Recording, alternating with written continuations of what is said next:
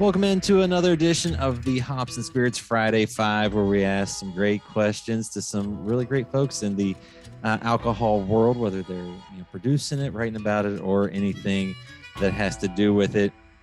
And joining us this week is Scott Neal, the COO of Horse Soldier Bourbon. See, I got smart and I said that slower this time. Yes.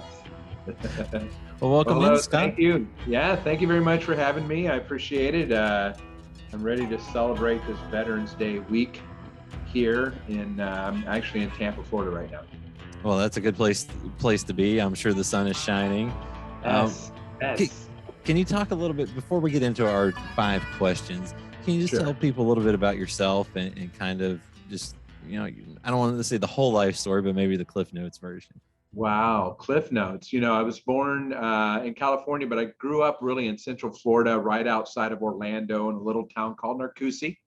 And I always wanted to join the Army. So when I graduated high school in 1986, I went in and I continued to serve. I became an Army Green Beret and I did 25 years of service. Then I went on to do some nonprofit activity, and we started this business amongst friends who served together in 2016. And I was going to say, how did this come together, or why did it come together and you guys create Horse Soldier Bourbon?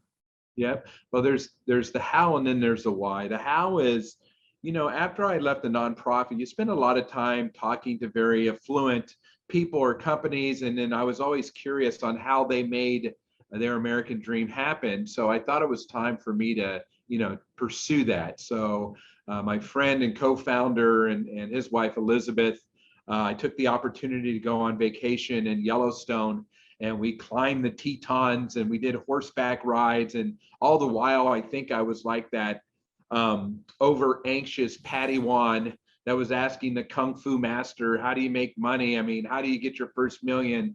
How do you start a business? And he's like, shh, just enjoy nature.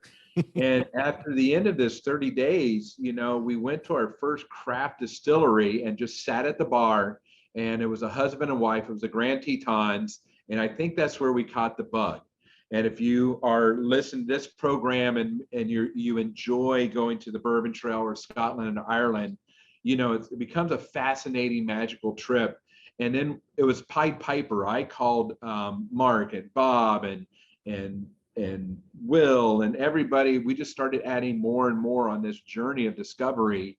And we finally put this into a business, and we started making booze, bourbon, whiskey, all of that back in 2016. And I guess what drew you into this? I mean, what was it? Just that search for kind of that business, that next thing in life, or what was it that when you talk to a mentor or another entrepreneur, you hear all these cliches of find your passion, you'll never be bored, a lot of right, then you got to find it. Well, my passion was being with my friends that I served with, is telling stories. It was that being at the bar and everybody's animated and like, you're full of crap, it happened like this. And so when we found, this kind of craft distillery, it became David meets Goliath, right? You can make something just as delicious as all the popular brands you've ever heard of, but then, you've got the giants of distribution and, the governors of retail, and it just all became fascinating. And that's just what we chose. We chose this business because we all knew nothing about this. None of us knew anything about I'm sure you know a little bit more now. All the cuts and scrapes and scars of a startup, I wear them well. You also, are an all-American company. Everything that kind of goes into it is all-American. How important was that for y'all? I mean, because I'm guessing that had to be a big thing. With our background, right, being in special forces, notable, we've got statues at Ground Zero, we've got all this recognition. It had to be American. I mean, we bleed red, white, and blue. I like to think that this is the most patriotic bourbon brand in the country. But when you get into the business side of the business, there are shortcuts. And it becomes a reality in your physical aspect, the physical financial aspects of, do I buy a bottle for $1.50, or do I get it for $1? Do I get labels at 98 cents, or I try to get labels for 50? Because The number one ingredient in whiskey, and everybody's mistaken, the number one ingredient is money. And when we discovered, as we started putting our own money, you gotta, you want to put all the finest and best, but then the reality side sometimes makes people search for shortcuts.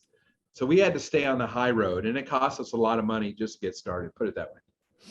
Well, and I know you all ended up working with Middle West Spirits out of Columbus on a lot of things, and I've gotten to talk to them, and I've loved everything they've done. How did that relationship come about, and how important is it to kind of have someone be able to do that for y'all? When you begin your journey, and it's, I listen to a lot of podcasts as well, and there's some great distillers, there's some great people that can nose and taste, but I wanted to key in on how do you beget, right? How do you start at zero and climb the mountain? And so we were introduced to other veterans distillers. One is Travis and his wife Hillary at Hotel Tango. So we went to their facility. We carried the grains. We mixed things up. We licked the labels in a bottling line. We listened to them with heavy bags under their eyes talk about the business. Whereas consumers want to talk about ingredients and maturation and notes and nuances of American New White Oak. When you get together with the owners and you get into a different conversation. So they had introduced us to Ryan, and Ryan had such a wealth of knowledge, and he had just started Middle West, and we realized that we didn't have the capital to build a $15 million, 1.5 million gallon facility, right? And we'd never get where we wanted to be on a 250 gallon still. So the logic came in that we would learn from Ryan. He would teach us his expertise. We would enter a partnership. But what's unique about it is not where I order on some checklist from some bigger company. We actually would go on Airbnb and stay there. You know what I mean? We worked Ohio winters are nothing to be trifled with when you're from Florida, but we did it. Our first labels, we had to hand apply. Imagine you could only do 800 bottles a day. That's 12 hours a day with 10 of us on the bottling line, literally hand labeling our first bottles. I was going to say, I'm sure that was an experience.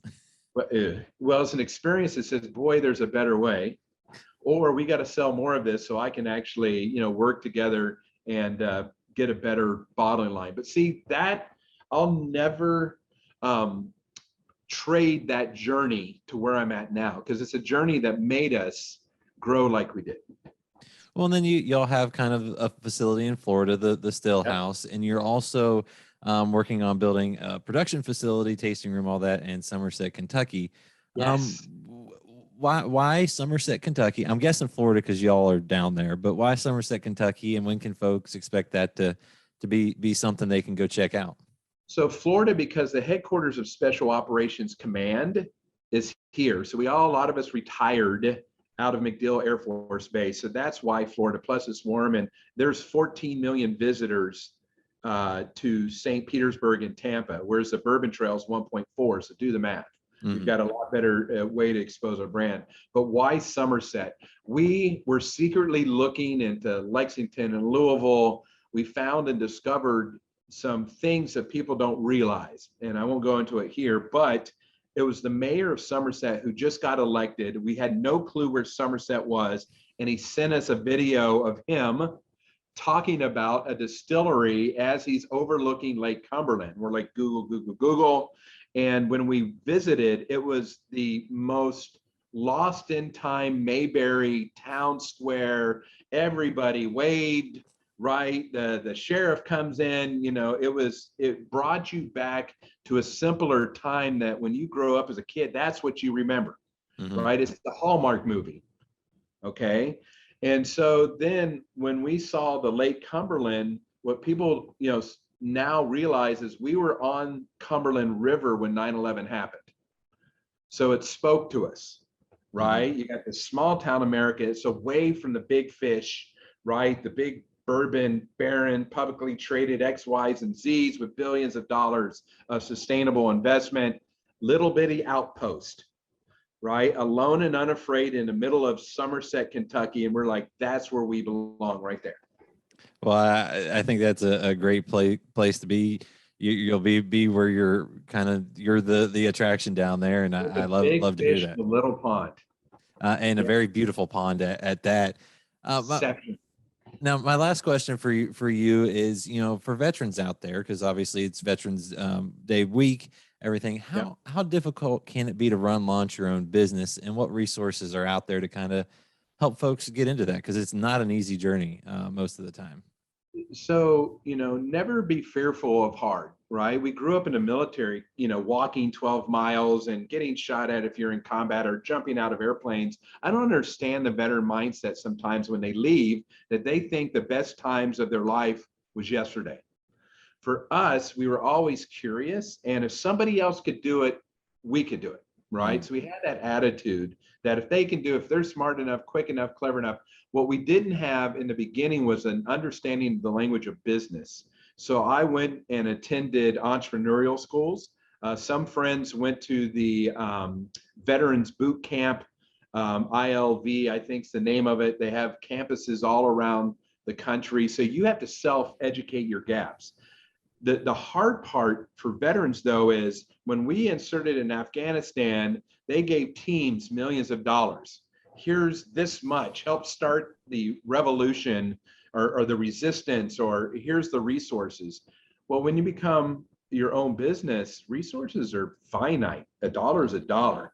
And what does it get me? So we started with our own money, right? Burn the boats, no going back. And then we learned to be savvy in business where you didn't give up your dream. I'm not going to work all day long for somebody else. So we had to become smarter and smarter, more engaging with our investors, to the point now it's about culture.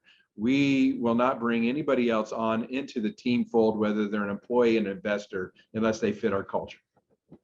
Well, I love to hear that, and I think that's a lot of great advice. That a lot of it just comes down to continuing to educate yourself and build up your knowledge base with whether that's yourself or those around you. And Exactly. and I love what you guys have done. I got to try the straight bourbon whiskey. It was wonderful. Got a couple others to try.